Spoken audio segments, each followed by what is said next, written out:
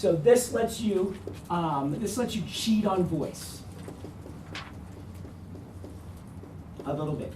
Meaning, you can use your voice, and yes, you're going to try and show everything through a character's viewpoint, but it'll all be tied together because you've got basically, this third-person narrator who is telling you the story. It's just telling you through the eyes of the various characters. That's why something like The Wheel of Time has a set sort of narrative cohesion, despite having 120 different viewpoint characters.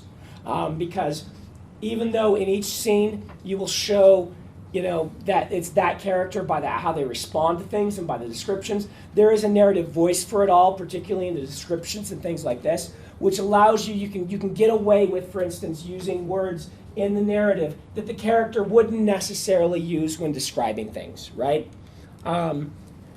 This, however, lets you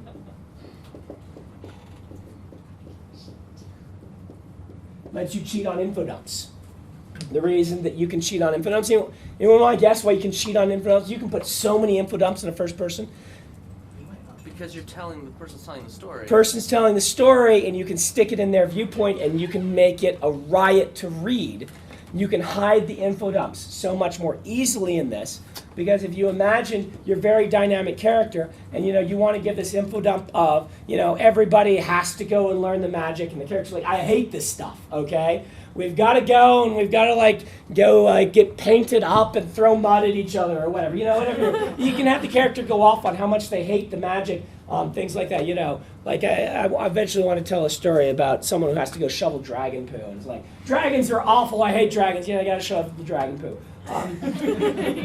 You can do this cheating, which keeps your learning curve actually a little bit lower as you info dump.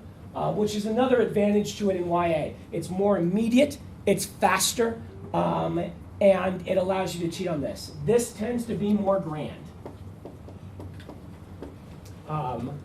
This tends to allow you to have kind of those slightly out of character moments where you describe the beautiful vistas as you pass them, even though the character may not be able to form words that would put that all together. You still try to keep it in viewpoint. Don't try and break viewpoint, but like I said, you can cheat on it a little bit. And so you can kind of see what these two things are doing.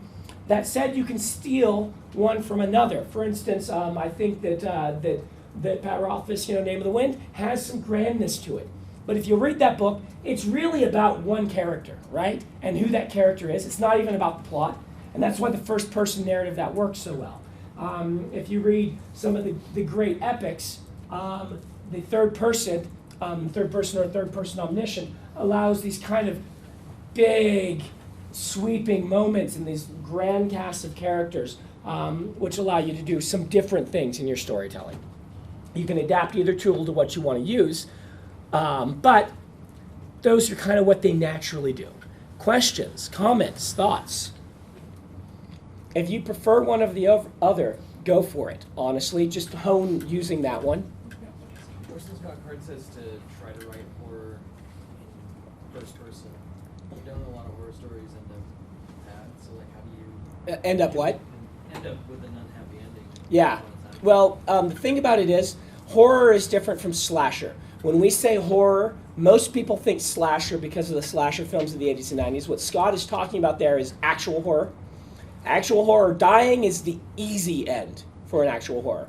And if you go read the great classic horrors like Lovecraft, they're all in first person, and they're about someone discovering something awful, generally about themselves, that they don't want to discover, and you don't want them to have to discover. And having to listen to them discover it and talk about it is excruciating.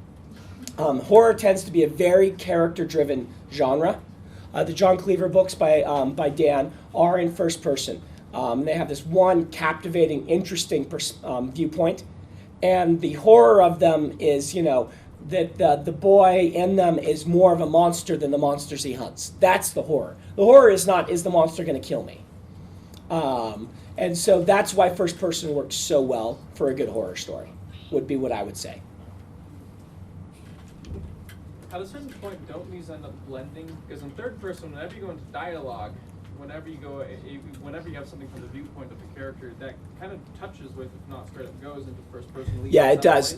It does. And vice versa. Like in The Name of the Wind, you have a third-person narrative Right. interjected with all of. Now, don't use that as an example because Pat is using a frame story. He actually didn't start with the frame story in place. It's the last thing he added for that book. And he's doing something kind of, I wouldn't say gregarious, but definitely non-standard. If you haven't read the book, he starts in the third-person narrative and then jumps into the first person as soon as Quoth starts telling his story. And the bulk of the story is in the first person. So yes, you can blend them. And you can do cool things with blending them. But don't use that as the standard. Use that as somebody who's taking both tools and using them in interesting ways. Now, you do touch on first person whenever you go into dialogue and third person. Yes, you do. We're talking mostly about the narrative, separating out the dialogue. We'll talk about how to write good dialogue and things like that. But we're separating that out right now and just saying we're talking about the narrative and the viewpoint. At LTUE, I had a conversation with, and I forgot her name, somebody, the lady that wrote The Thief. Yeah. And we were talking about third person limited mostly. Mm-hmm.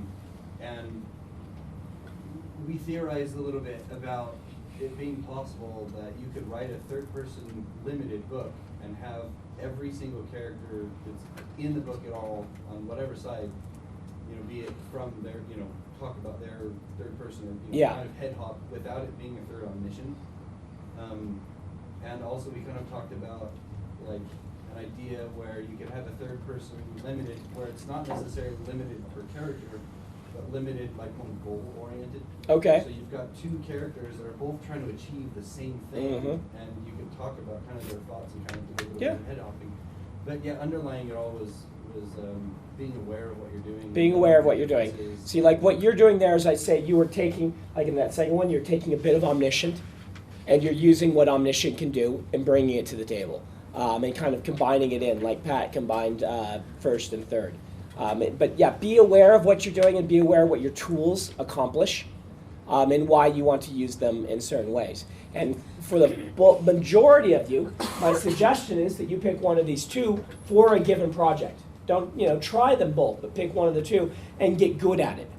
Now, if you want to experiment, go for it. Just know what you're doing. The whole point of this class is know what you're doing. Do it intentionally. All right?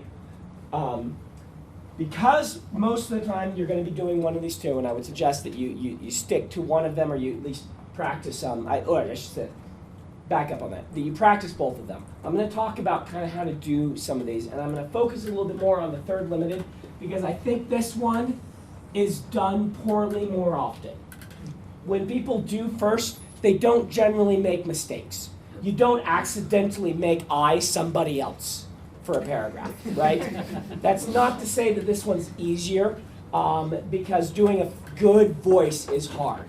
But what it is if you're going to do this, you lapse out of it accidentally less often.